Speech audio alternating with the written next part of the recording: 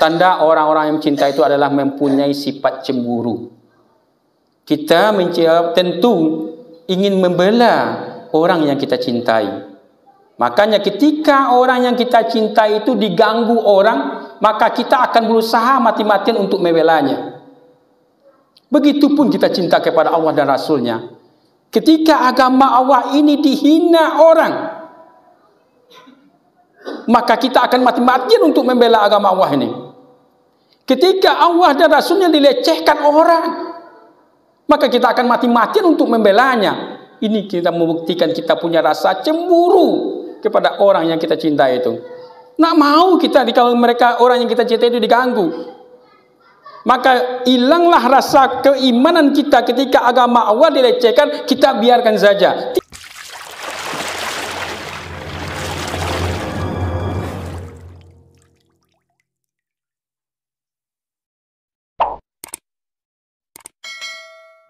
Alhamdulillah. Alhamdulillahi hamdas syakirin. Ashhadu an la ilaha illallah wahdahu la syarikalah. Wa ashhadu anna Muhammadan abduhu wa rasuluhu katamul anbiya'i wal mursalin. Fa salawatullahi wassalamu alaihi wa ala alihi wa sahbihi ajma'in. Amma ba'du fa ya ibadallah.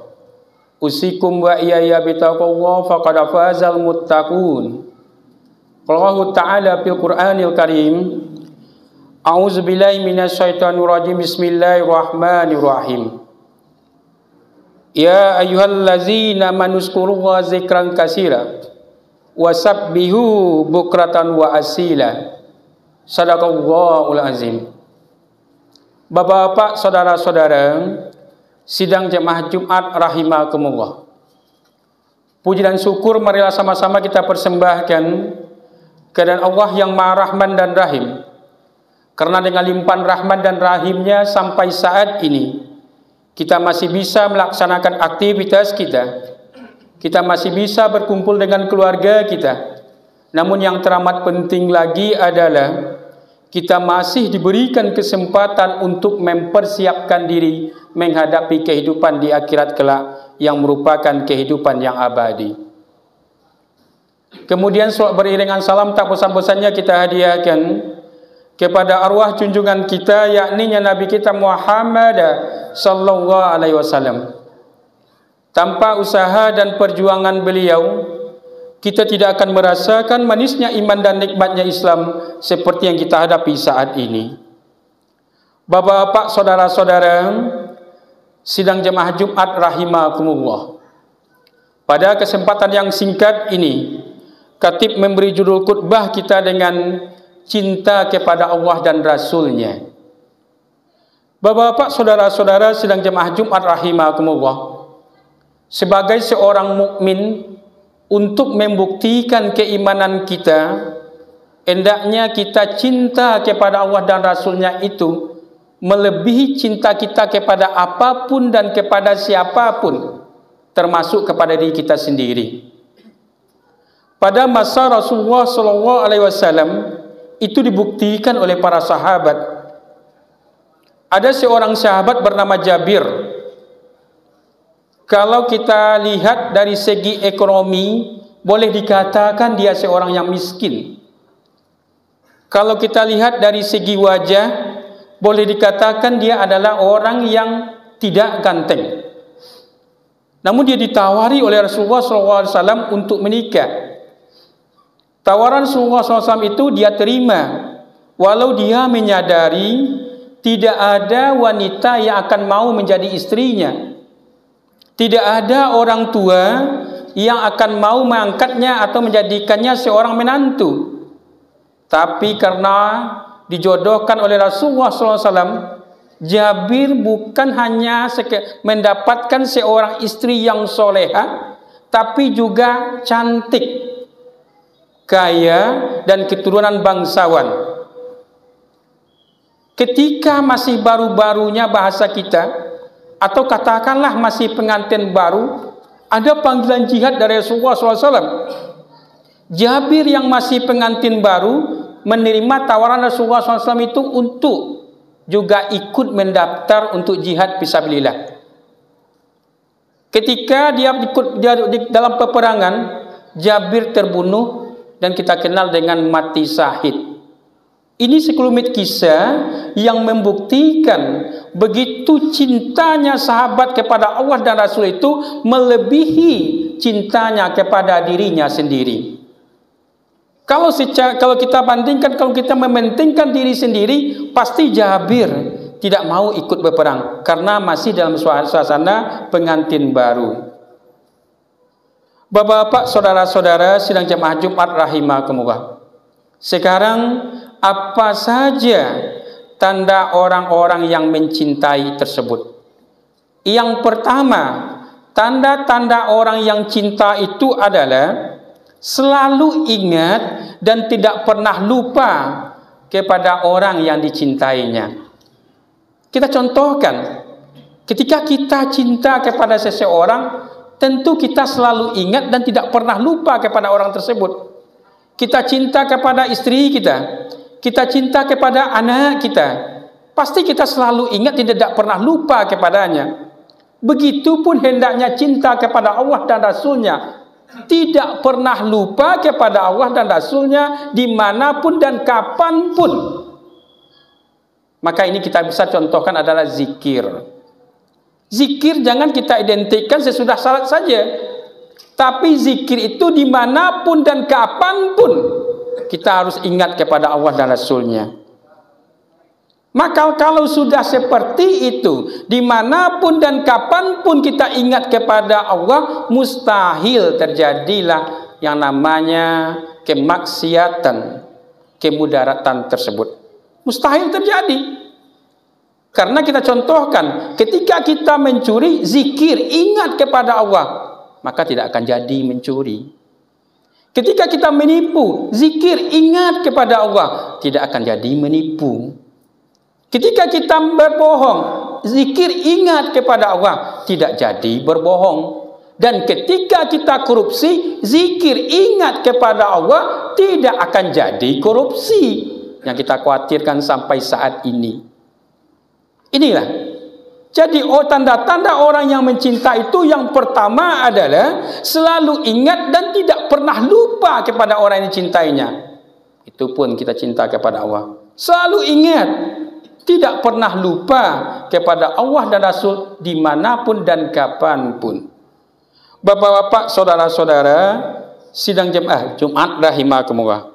Sebagaimana yang dijelaskan oleh ayat yang kita bacakan tadi, yang artinya, wahai orang-orang yang beriman, ingatlah kepada Allah dengan mengingat namanya sebanyak-banyaknya, dan bertasbihlah pada waktu pagi dan petang. Lihat surat Al-Ahzab ayat 41-42. Jadi jelas bagi kita, dalam tafsirnya, ingatlah kepada Allah sebanyak-banyaknya. Artinya kapanpun dan dimanapun ingat kepada Allah. Jangan pernah lupa. Sehingga apapun yang kita kerjakan, kita merasa selalu diawasi oleh Allah. Maka apapun dan dimanapun kita berada, kita selalu diawasi dan ingat kepada apa yang diperintahkan oleh Rasul, yang merupakan adalah utusan Allah Subhanahu wa Ta'ala. Kemudian dalam tafsir juga dijelaskan, bertasbihlah, mensucikanlah Allah. Sucikanlah Allah itu pada waktu pagi dan petang, dalam artian dari awal pagi, dari awal hari, dari awal siang sampai berakhirnya siang, yaitu petang. Jadi selamanya selalu ingatlah kepada Allah dengan sebanyak-banyaknya. Kemudian bapak-bapak, saudara-saudara, yang kedua, tanda-tanda orang yang mencinta itu adalah rindu. Kita mencintai seseorang, tentu kita sangat rindu kalau berpisah dengannya.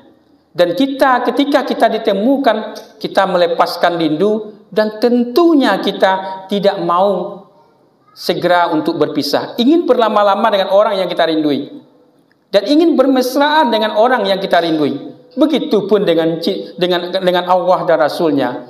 Ketika bertemu dengan Allah itu, ketika bertemu dengan Rasul, katakan dengan Allah itu, kita tidak ingin berpisah, ingin berlama-lama untuk melepaskan rindu kepada Allah itu. Itu yang kita contohkan dengan salat ini. Ketika kita bertemu dengan Allah lewat salat ini, jangan kita cepat-cepat berpisah, berlama-lama kita. Ini yang kita katakan dengan salat yang khusyuk. Tidak ada yang terbersit dalam pikiran kita kecuali hanya Allah. Ini orang yang khusyuk itu. Maka apapun yang mengganggu kekhusyukan dalam salat, segera sebelumnya tunaikan dulu. Apakah kunci motor yang tertinggal, pastikan dulu sebelum masuk masjid. Apakah kunci mobil yang tertinggal, apapun yang akan mengganggu kekhusyukan kita, ya kita tunaikan dulu. Jangan sampai mengganggu khusyuk kita dalam salat. Dan ketika salat itu kita khusyuk, ingin berlama-lama, makanya kita ada yang namanya wirid. Wirid pendek, wirid panjang setelah salat. Maka heran kita ketika ada saudara-saudara kita baru mengucapkan assalamualaikum sudah langsung berdiri. Ini orang yang tidak cinta kepada Allah dan Rasulnya. Kalau dia cinta kepada Allah dan Rasul, dia tentu ingin berlama-lama dengan orang yang dicintainya tersebut. Makanya ketika salat kita ingin berlama-lama, kita adakan wirid pendek, wirid panjangnya di mana waktunya. Jangan segera beranjak. Ada yang kita temukan, datangnya terlambat, pulangnya paling cepat. Hendaknya kita datangnya lebih awal, pulangnya ya paling akhir. Berlama-lama kita berpacu kita untuk mencari saf yang pertama, dan berpacu pula kita untuk memperbanyak ibadah. Ini kalau ketika salat kita contohkan. Mungkin khatib telah sering menjelaskan bagaimana orang yang datang pertama, datang kedua, bagaimana pahalanya ada ketika Jumat. Begitu pun kita contohkan dalam salat 5 waktu. Jangan hanya sekedar menggugurkan kewajiban. Ada salat berjamaah, ada, tapi ya setelah salam langsung berdiri. Ini tidak membuktikan bahwa dia cinta kepada Allah. Dia mengaku cinta kepada Allah, namun ketika salat hanya sekedar menggugurkan kewajiban. Tidak merindu, tidak ada rasa cinta, tidak ada rasa rindunya kepada Allah. Maka orang rindu itu dia selalu berlama-lama dengan orang yang dirinduinya. Kemudian juga orang yang rindu itu, jika tidak bertemu, dia baca surat cinta. Maka surat cintanya itu adalah Al-Quran dan Sunnah. Maka kalau kita mengaku cinta kepada Allah, kita mengaku rindu kepada Allah, kita baca surat cintanya tersebut.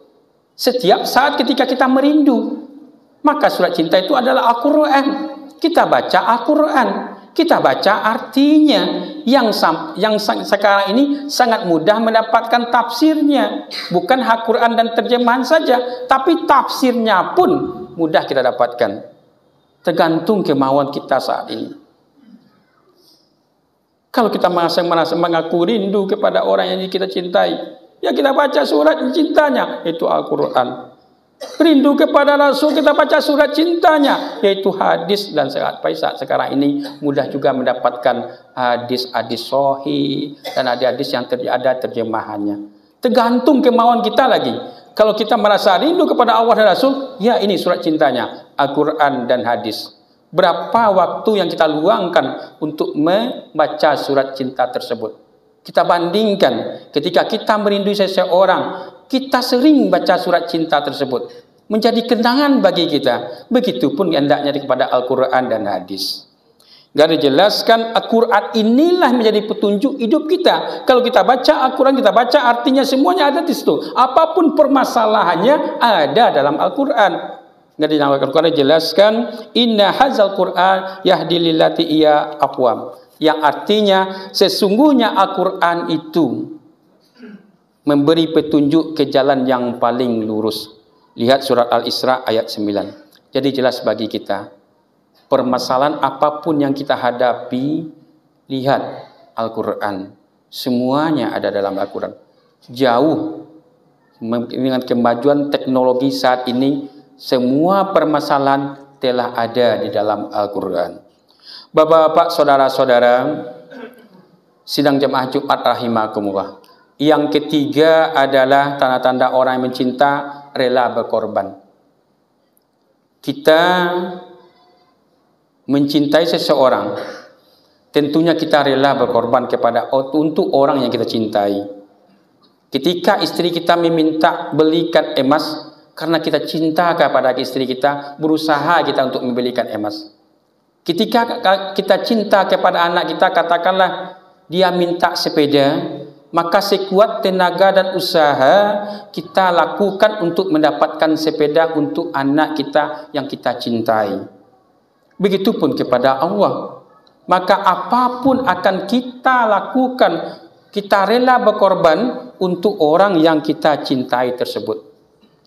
Sehingga dijelaskan dalam Al-Quran, hai orang-orang yang beriman, sukakah engkau aku tunjukkan suatu perniagaan yang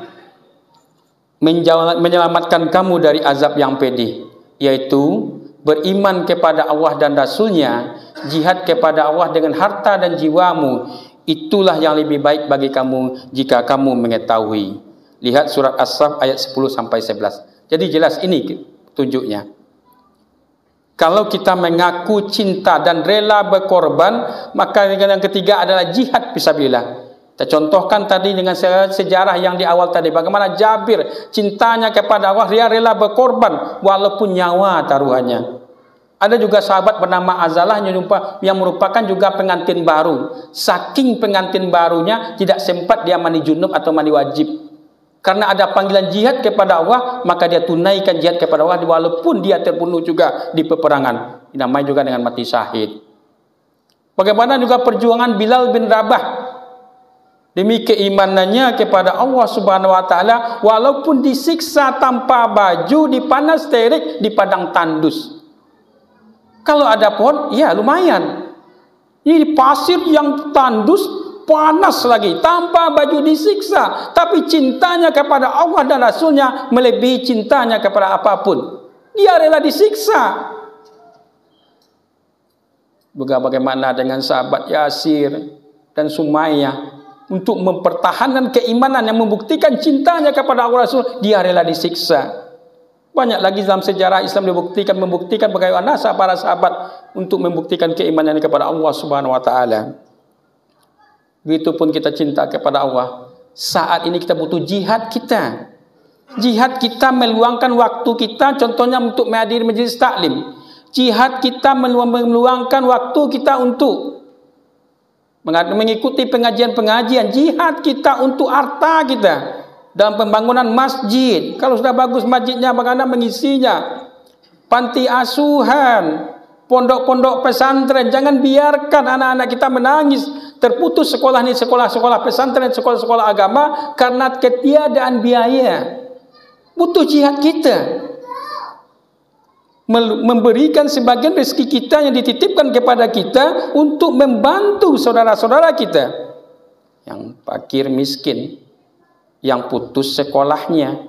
Jangan biarkan lagi saudara-saudara kita di tengah tempat perjalanan. Jangan biarkan mereka mati kelaparan, sementara kita tidak peduli kepada mereka. Ini butuh jihad kita. Jangan bertukar keimanan mereka hanya gara-gara kita tidak peduli kepada mereka. Ini jihad kita saat ini. Belum lagi jihad-jihad yang lain. Bapak-bapak, saudara-saudara sidang jemaah Jumat rahimakumullah.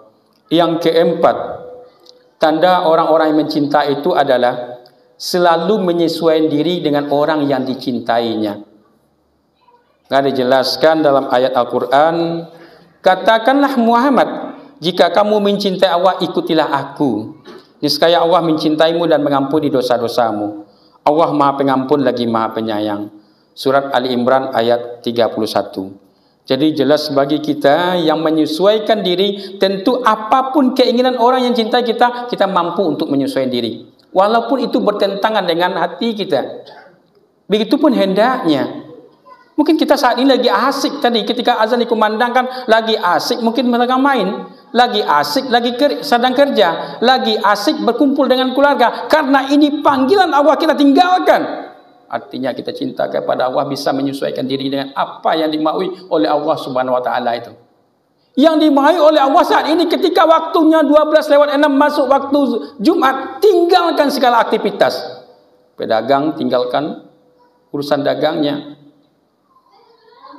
ASN tinggalkan pekerjaannya. Dan orang kantoran dan apapun, petani, tinggalkan semua aktivitasnya. Kalau Allah telah memanggil kita, kita menyesuaikan diri dengan orang yang kita cintai, tinggalkan. Sehingga kita harus menyesuaikan dengan apa yang diinginkan orang yang dicintai.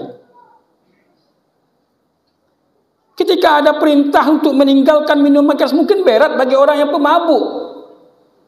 Begitupun ketika diminta oleh orang yang kita cintai berhenti merokok, susah bagi orang perokok. Tapi karena kita cinta kepada orang tersebut, kita menyesuaikan diri, berusaha kita untuk berhenti merokok. Begitupun ibaratkan cinta kepada Allah, tinggalkan judi, tinggalkan minuman keras, tinggalkan menipu, berbohong, korupsi.